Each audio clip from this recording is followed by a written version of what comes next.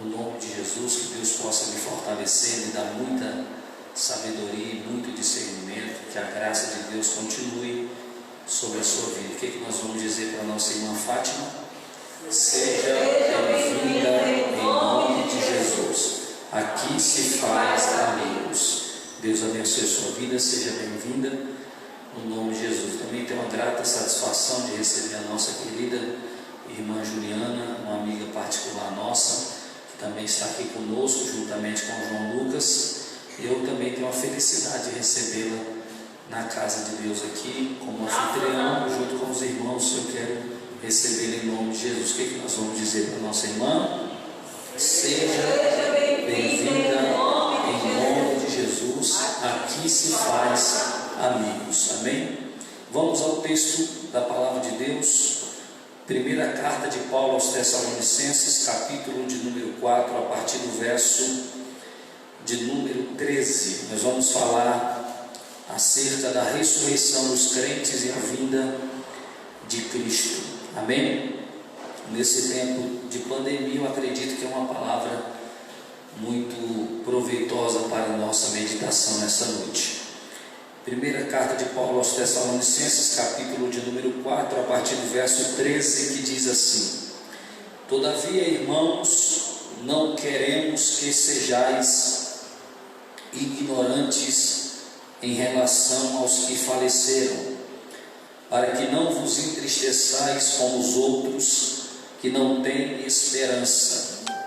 Porque se cremos que Jesus morreu e ressuscitou, também devemos crer que Deus, por meio de Jesus, vai trazer juntamente com Ele os que faleceram.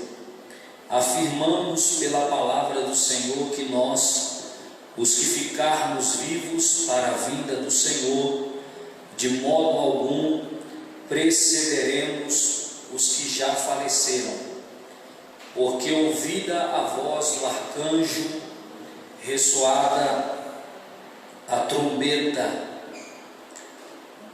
de Deus, o próprio Senhor descerá do céu, e com grande brado, e os que morreram em Cristo ressuscitarão primeiro. Depois nós, os que estivermos vivos, seremos arrebatados com eles nas nuvens, ao encontro do Senhor nos ares, e assim estaremos para sempre com o Senhor. Portanto, consolai-vos uns aos outros com estas palavras. Vamos ler o verso de número 17. Depois nós, os que estivermos vivos, seremos arrebatados com eles nas nuvens, ao encontro do Senhor nos ares, e assim estaremos para sempre com o Senhor. Amém? Eu quero mais uma vez pedir aos irmãos que oremos. Amém? Não desmereço nesse momento a oração que foi feita pela nossa querida irmã Alcione. Aleluia! Mas sinto o desejo de fazer mais uma oração. Senhor nosso Deus e nosso Pai, Deus Todo-Poderoso, Criador dos céus e também da terra, Tu és aquele que fala e nós ouvimos. Tu és aquele que tem, através da Tua palavra, os decretos que podem mudar a história do homem. Nessa noite, nesse culto de missões, eu quero, em nome de Jesus Cristo amado, estar, meu Deus, alinhado aos Teus projetos. E nessa noite, ó Pai, eu preciso de uma palavra para consolo dos Teus filhos, principalmente aqueles que estão preocupados nessa noite. Eu não quero, em nome de Jesus, estar nem um centímetro longe da Tua presença. E nessa noite, ó Deus, tudo que é toxinas do corpo físico, que atrapalham a nossa memória, que atrapalham, meu Deus, o nosso pensamento em Tua vontade, aquilo que vem do nosso corpo humano, que muitas vezes quer roubar a nossa atenção da Tua palavra. Eu quero nessa noite pedir que o Senhor venha estar repreendendo, ó Deus, aquilo que tenta impedir a nossa absorção da Tua palavra. E nessa noite, ó Deus, o Teu Espírito possa, em nome de Jesus, falar aquilo que nós precisamos ouvir. Não é o que eu desejo pregar ao Teu povo que está em jogo, mas é o que o Senhor deseja falar.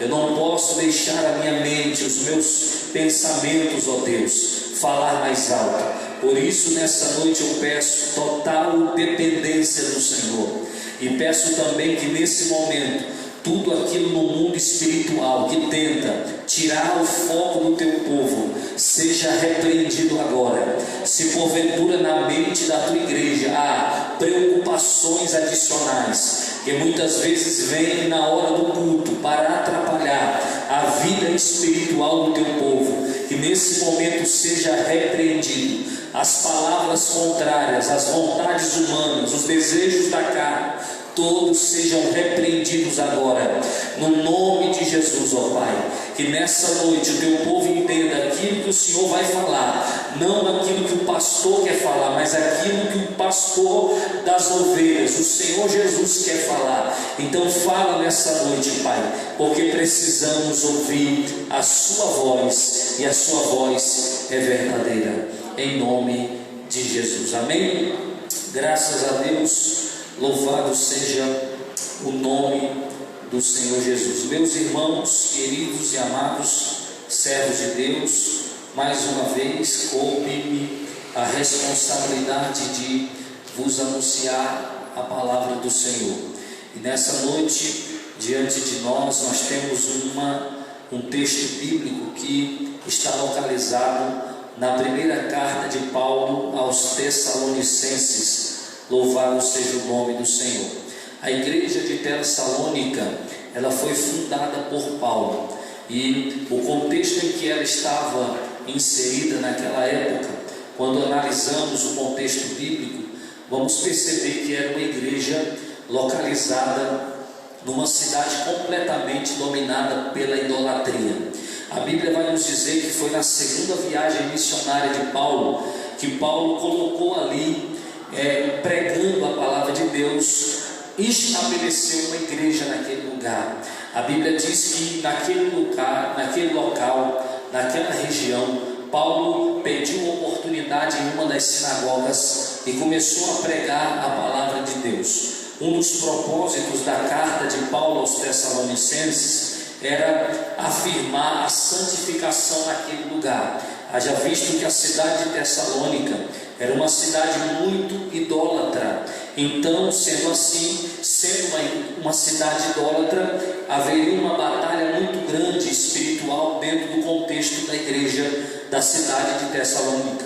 Então a Bíblia diz que Paulo ele vai manifestar uma doutrina naquela cidade e vai pregar a palavra de Deus aos irmãos daquele lugar, incentivando a santificação, porque Paulo sabia que sem a santificação não dava para vencer a idolatria. Quando Paulo fala da santificação na carta que ele escreve a Tessalônica, Paulo está falando de algo muito interessante, de algo muito necessário na obra de Deus. Sem a santificação não dá para vencer as batalhas espirituais. Sem ser santo não dá para se tornar alguém relevante no reino de Deus. Então Paulo estava lutando, pregando, exortando a essas doutrinas que são tão importantes para a igreja do Senhor, principalmente quando a igreja está inserida dentro de um contexto de guerra espiritual, de muita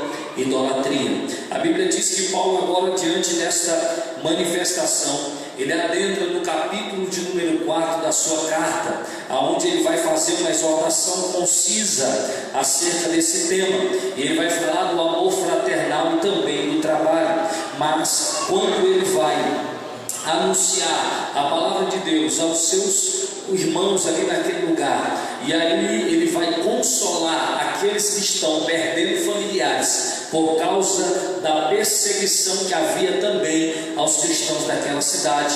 Paulo então resolve falar do arrebatamento da igreja. Paulo então resolve consolar os servos de Deus daquele lugar, falando acerca do arrebatamento da igreja. Quando ele vai introduzir esse assunto, a Bíblia diz que no versículo de número 13, Paulo então vai dizer: todavia, irmãos, não queremos que sejais ignorantes acerca dos que faleceram, para que não vos entristeçais com os outros que não têm esperança. Paulo reconhecia que os irmãos que estavam perdendo parentes naquele período da história, eles estavam ficando sem esperança, eles estavam ficando entristecidos, eles estavam ficando abatidos por causa da perseguição.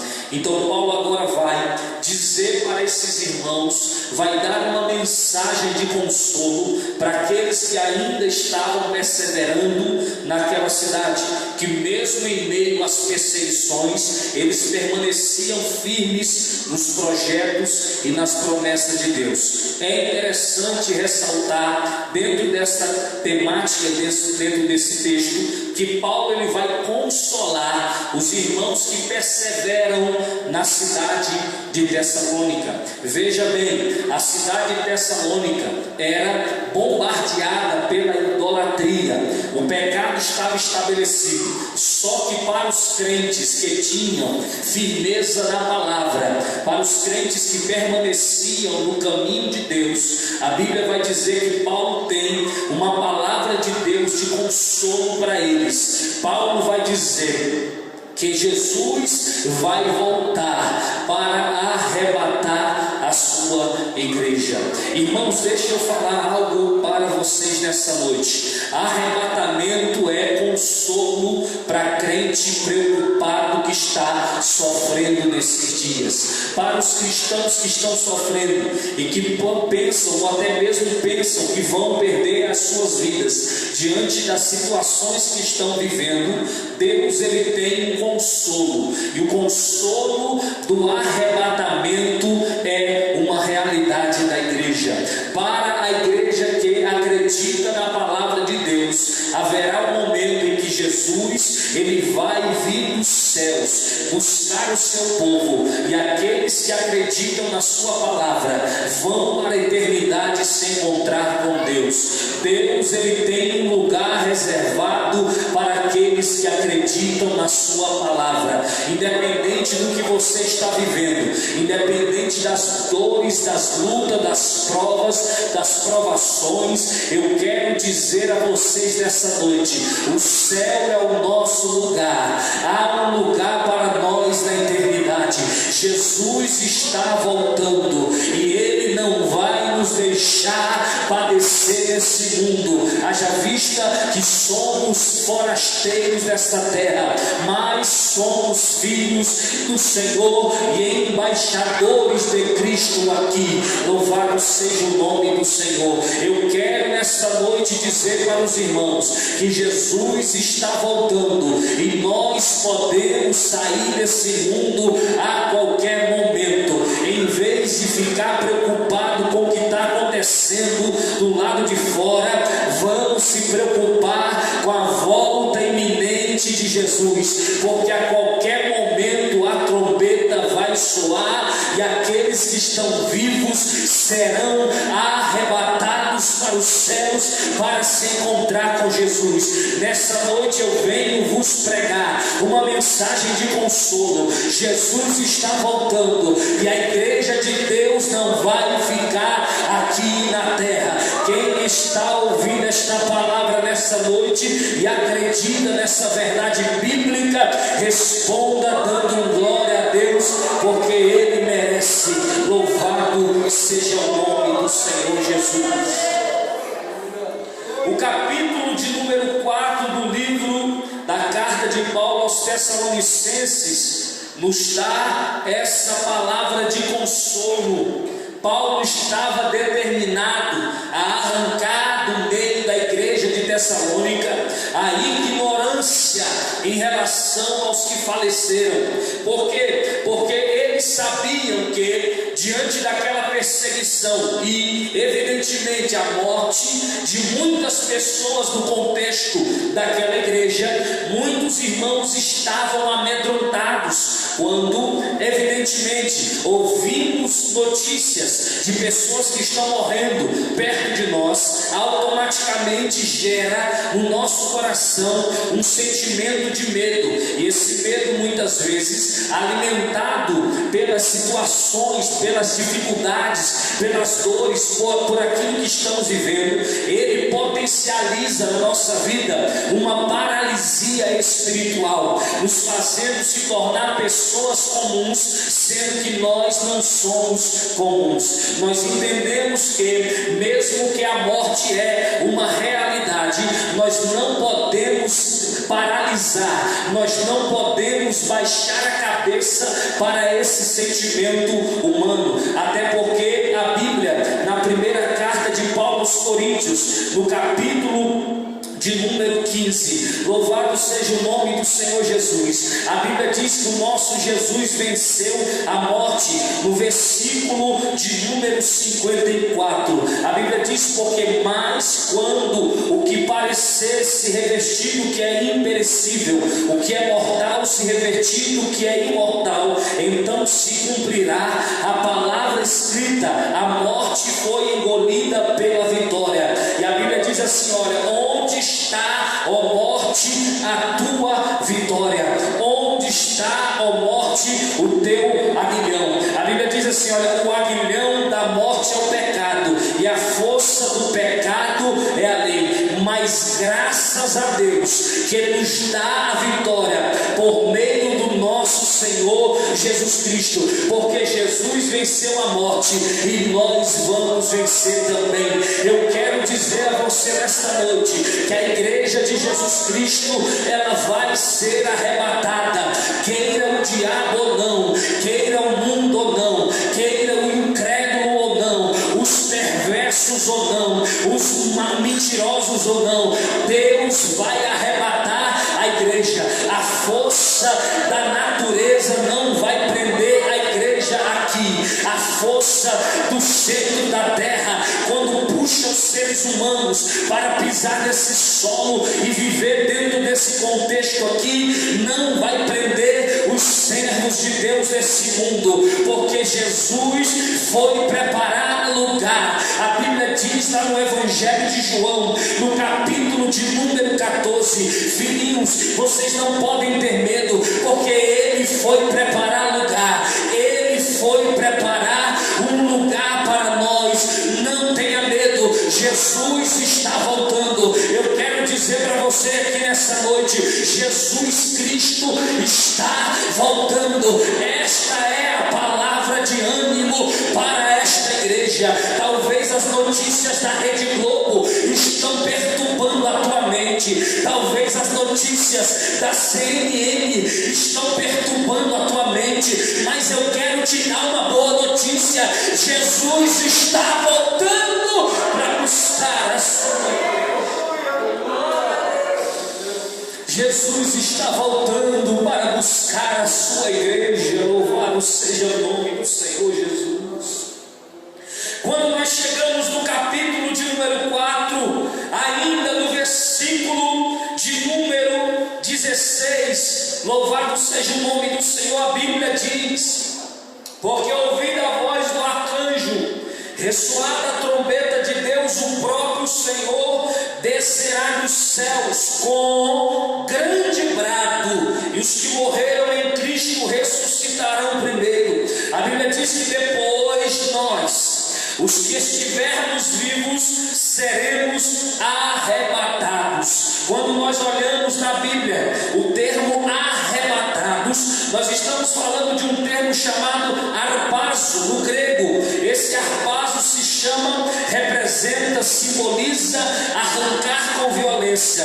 Quando olhamos para a Bíblia Sagrada, nós vamos observar que dentro do contexto de todo o Antigo Testamento, existem figuras do Antigo Testamento que simbolizaram, prefiguraram o arrebatamento da igreja.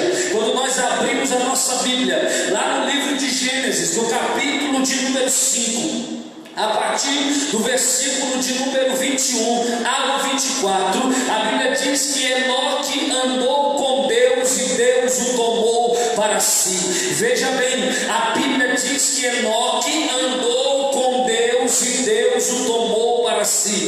Veja que Enoque andou com Deus primeiro e depois Deus o levou para si. Quando olhamos para a vida de Enoque lá no Antigo Testamento, está mostrando para nós hoje, segundo o conceito da Bíblia, quando nós analisamos a Bíblia de uma forma mais sistemática, a vida de Enoque simboliza para nós o arrebatamento da igreja. Por quê? Porque Enoque, ele anda com Deus aqui na terra e Deus leva Enoque para o céu. Veja que Enoque andou, ou seja, ele vivia ao lado de Deus, ele tinha Deus como seu companheiro. A vida dele era servir a Deus, a vida dele era andar com Deus. Chegou um momento que Deus agora diz, Deus agora faz, Deus agora realiza.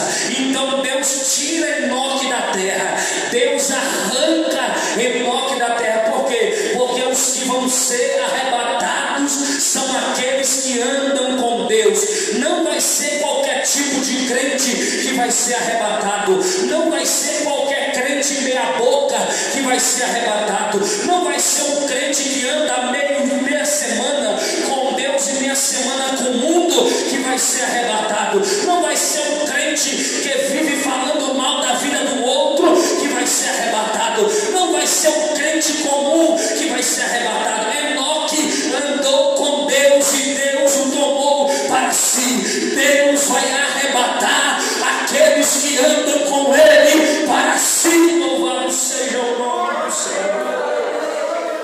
Você talvez não está entendendo, mas eu quero te dizer, Deus vai arrebatar aqueles que andam com Ele. Tem que ter compromisso com Ele. O negócio de falar de arrebatamento da igreja não é para qualquer um. Falar de arrebatamento não é para qualquer um. Tem que haver uma responsabilidade nossa concernente àquilo que Deus está nos oferecendo. Deus ofereceu a Enoque uma vida, Deus ofereceu a Enoque uma história, Deus ofereceu a Enoque o fôlego, e Enoque respondeu a Deus andando com Deus, se esforçando com Deus. Quem não tem compromisso com Deus não vai ser arrebatado.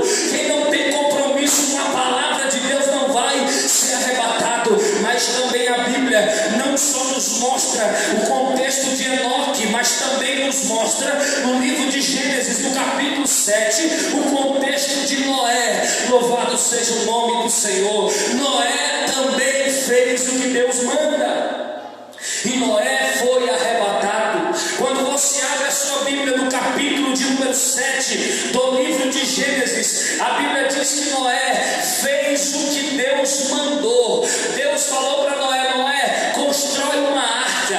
Noé, a arca tem a sua medida, tem a sua largura, tem o seu tamanho, tem o seu comprimento. Noé, busca os animais, faz isso, toma esse comportamento. E a Bíblia diz que Noé realmente fez o que Deus mandou. Sendo que Noé fez o que Deus mandou, Deus fez o que prometeu. Deus havia dito que haveria um dilúvio, e Deus então, depois que Noé fez a parte dele, Deus fechou as portas da arca, e Deus agora mandou um dilúvio sobre a terra. No capítulo de número 7, no versículo de número 17, a Bíblia diz que enquanto a arca estava recebendo a chuva do céu, louvado seja o nome do Senhor, e a terra estava inundando por causa desta chuva, enquanto o juízo de Deus estava pegando os homens lá fora, Deus estava livrando Noé dentro da arca. E a Bíblia diz que chegou um momento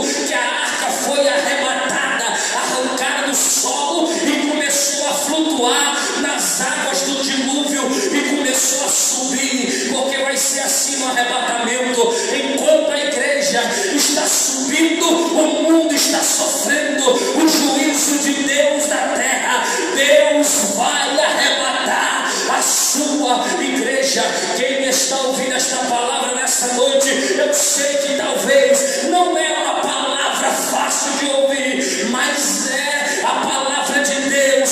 Deus vai arrancar a desta terra. Louvado seja Deus. A igreja estava subindo no arrebatamento. Noé, junto com a sua família, guardado dentro da arca, porque obedeceu em vida, com os anos passando. Noé obediente, querida irmã Ana. Noé firme na promessa.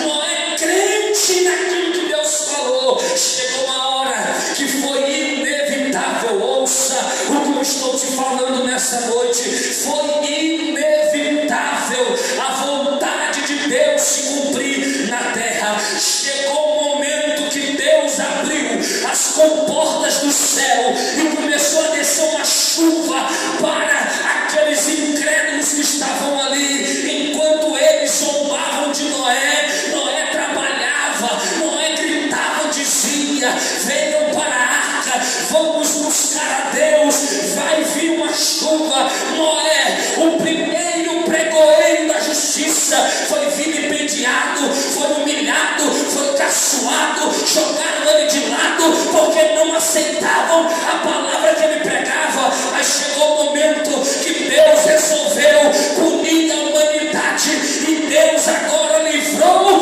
Noé, demonstrando para nós que haverá livramento para aqueles que fazem a vontade de Deus. Podem te acusar, podem te apontar, podem gritar contra você, podem não aceitar o evangelismo, mas Deus está levantando o seu povo e vai arrebatar a igreja. Levante a mão para o céu, você nesta noite, porque Deus vai arrebatar a sua igreja. Louvado seja o nome do Senhor. Oh, aleluia. Deus vai arrebatar a sua igreja. Noé é um símbolo daqueles que foram arrebatados, porque Noé fez o que Deus mandou. Em 2 Reis, no capítulo de número 2, no verso de número 11, a Bíblia fala de Elias. Quem era Elias?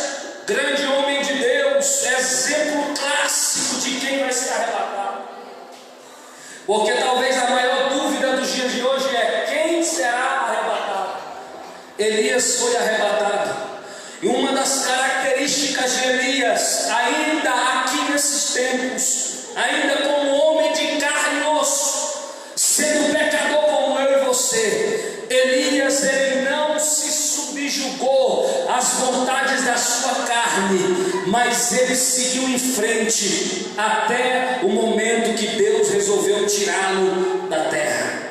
Quando nós olhamos para a vida de Elias, Elias foi um homem de muita responsabilidade, um profeta, alguém que carregava dentro de si uma voz. Até porque quando lemos a Bíblia e observamos a palavra profeta, estamos falando de um porta-voz, alguém que ouve a voz e guarda a voz. Elias era esse, aquele que guardava a voz de Deus dentro de si. Elias era aquele que falava o que tinha que falar. Elias era aquele homem que chegou na frente de Acabe e jogou em rosto de Acabe os pecados perversos que ele havia feito e estava fazendo com a nação de Israel. Elias foi aquele que profetizou e disse que do céu não cairia água durante anos, segundo a sua palavra. Era um homem de convicções. A Bíblia diz que Elias agora está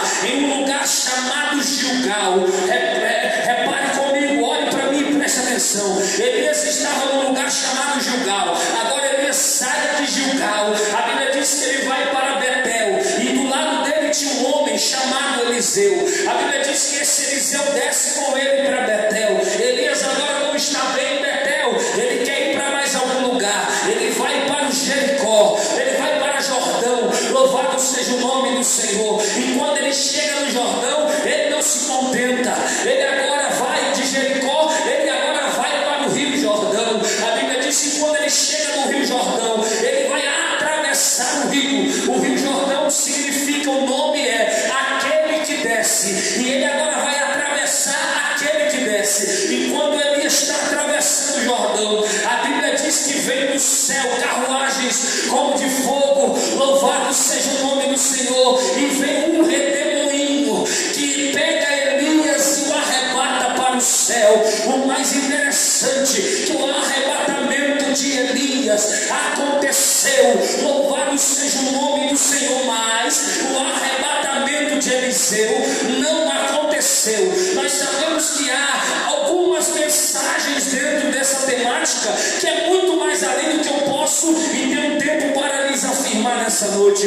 Mas Elias foi e Eliseu não foi. Elias subiu e Eliseu não subiu. Só que eu quero dizer algo para os irmãos: Elias subiu, mas Eliseu não. Nem todo mundo que anda com o homem de Deus vai subir. Quando Deus tem um projeto, um propósito, alguns vão subir, outros não. A Bíblia diz que naquele dia vai ter dois em cima de uma cama, mas um vai ser tomado e o outro não. Vai ter dois em cima de um telhado trabalhando, um vai ser tirado, o outro não. Vai ter dois, aleluia, dentro de um ambiente, um vai ser tirado, outro não. Você tem que tomar uma decisão. Quem você é no reino de Deus? Você é o que vai subir ou você é o que vai ficar? A igreja de Deus vai ser arrebatada dessa terra. Nós temos que tomar uma decisão, aleluia. Não podemos aceitar, irmãos, uma vida comum, porque nem todo mundo que anda com o crente vai para o céu. Tem que haver uma decisão unânime, tem que haver uma decisão única, exclusiva. Credencial de crente não leva ninguém para o céu. Ter nome no rol de membro de igreja não leva ninguém para o céu.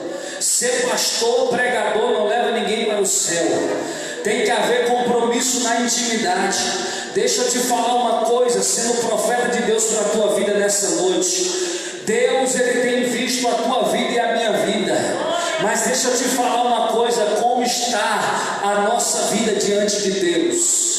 Qual é as nossas atitudes quando ninguém está nos vendo? Porque Jesus vai arrebatar a igreja. Louvado seja o nome do Senhor. Ló estava ali sendo arrancado de Sodoma e Gomorra com a sua família. Lá no livro de Gênesis, no capítulo 19, a Bíblia diz que quando Ló estava sendo puxado pela mão para sair dali e ir para outro lugar, porque Deus ia ali, ia punir a cidade de Sodoma e Gomorra, a Bíblia diz que a mulher de Ló resolveu olhar para trás, e quando ela olha para trás, ela recebe a punição e o juízo de Deus, porque não perseverou.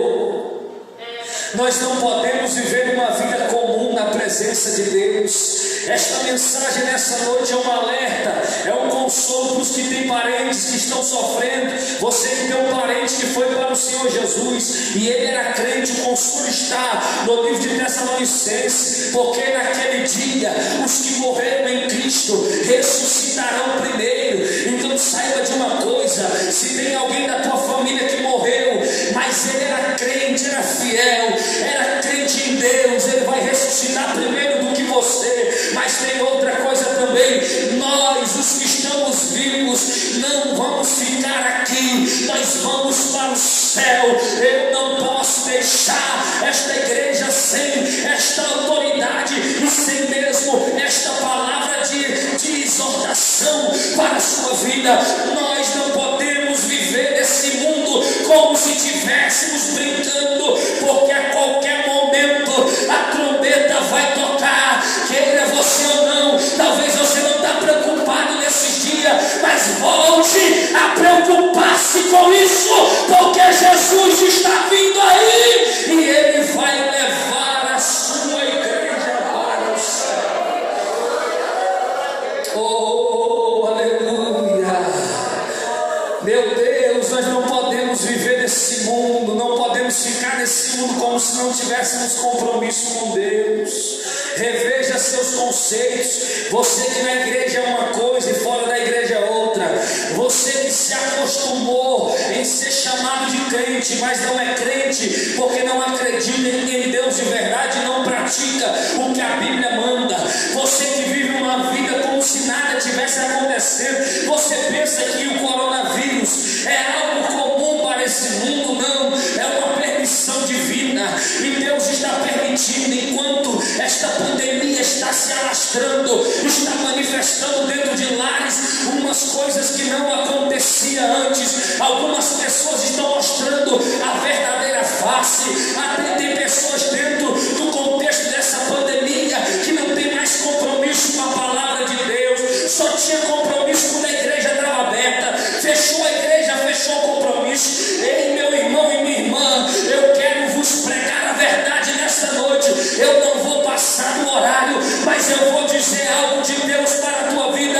Tome cuidado com as tuas atitudes, porque Deus está contemplando tudo, e nos últimos dias Ele vai revelar quem é e quem não é, porque a Bíblia diz que o mesmo Senhor descerá do céu. Ele é o mesmo, Ele vai voltar, Ele virá, Ele não vai deixar como está. Esse mundo vai padecer, o pecado vai ser julgado e condenado, e a igreja tem que ir para o céu. A igreja tem que ir para o céu. Oh, levanta a sua voz ao céu nessa noite.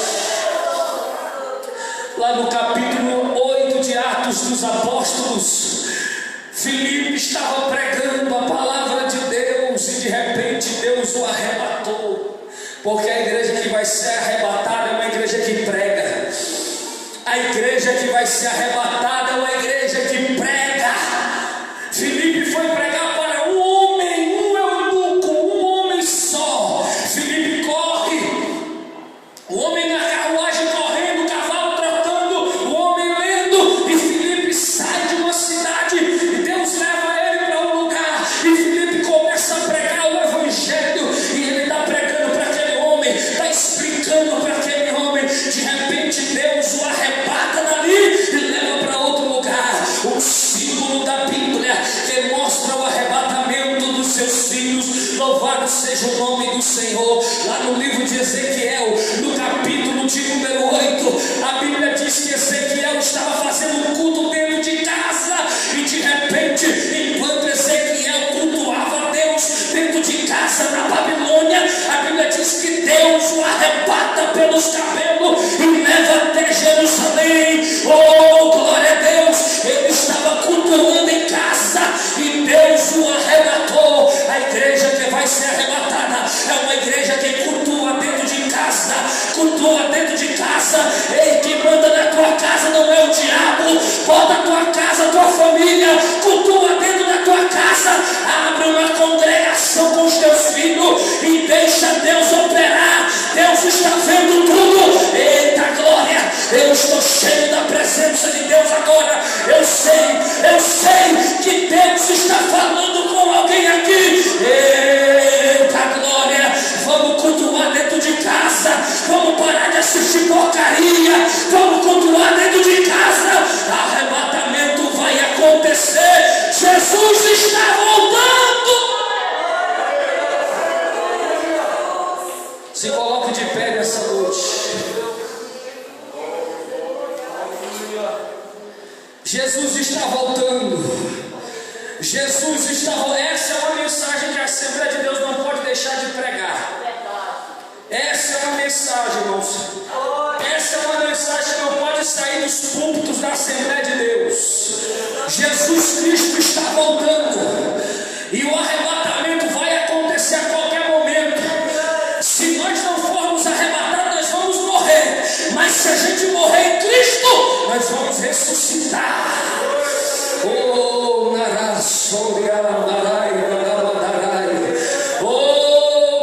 Deus, glória a Deus, glória, glória, glória a Deus. Ele vai voltar. Ele vai voltar. Ele disse, enquanto os seus discípulos estavam olhando para os anjos e Jesus subindo aos céus, em Atos capítulo 1, a Bíblia diz que os anjos olharam para os seus discípulos e disseram: Galileus, homens, varões, o mesmo Senhor que vocês estão vendo subir, Ele vai voltar. Ele vai voltar. Ei, você tem que ser feliz, porque Jesus vai voltar. Você tem que parar de ter medo da morte, porque Jesus vai voltar.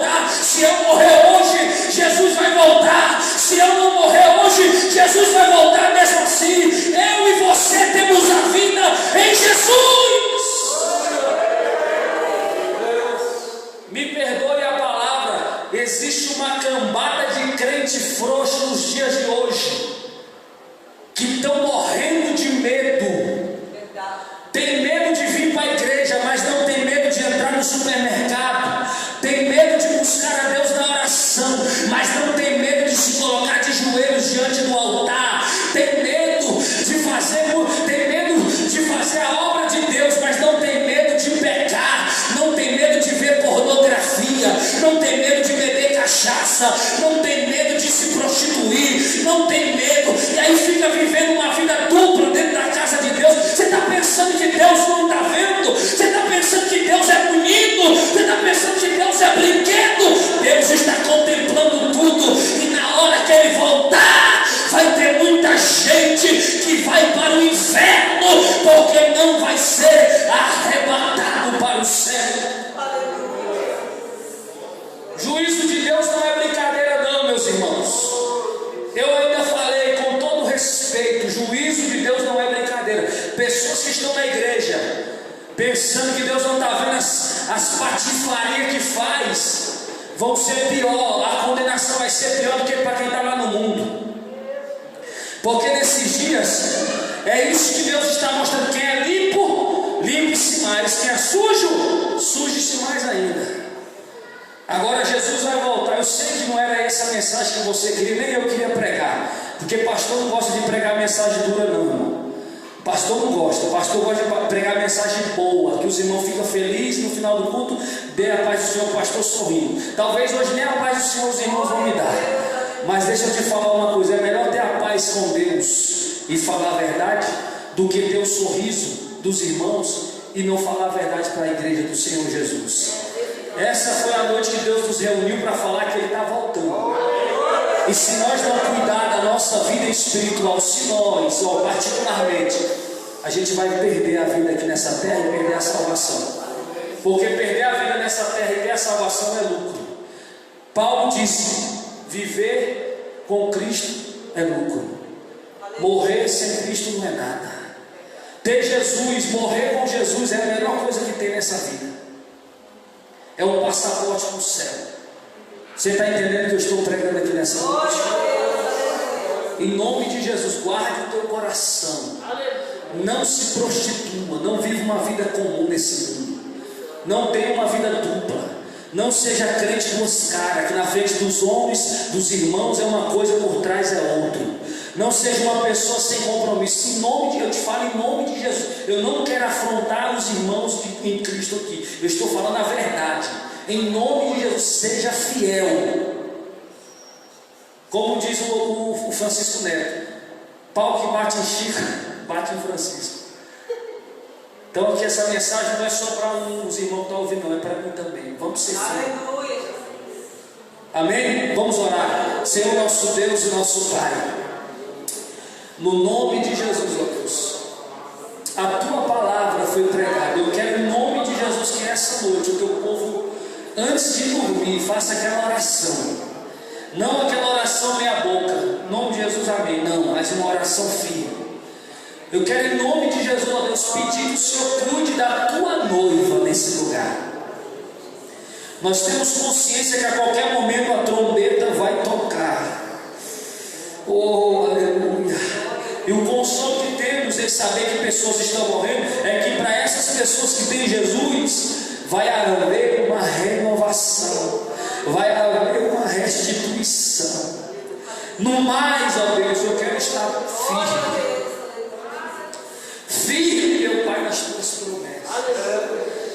Em nome de Jesus, eu peço ao Senhor que o Senhor venha abençoar a Tua igreja, venha dar sabedoria, discernimento, venha repreender na mente dos Teus filhos todo esse medo maldito e diabólico que o diabo tem lançado contra a vida deles. Repreender, meu Deus, esta mentira, meu Pai, que Satanás tem falado. Porque a nossa vida está em Tuas mãos, não está nas mãos da medicina, não está nas mãos dos homens. Se o Senhor quiser usar a medicina, o Senhor vai usar e nós vamos ser abençoados. Se o Senhor não quiser fazer, também não vai ser feito, porque Tu és Deus. Nós não mandamos em nada, nós não temos autonomia para nada sem a Tua presença. A Tua palavra diz no Salmo 128: se o Senhor não vigiar a casa, em vão vigia o sentinela. Se o Senhor não guardar, em vão trabalham os que a edificam.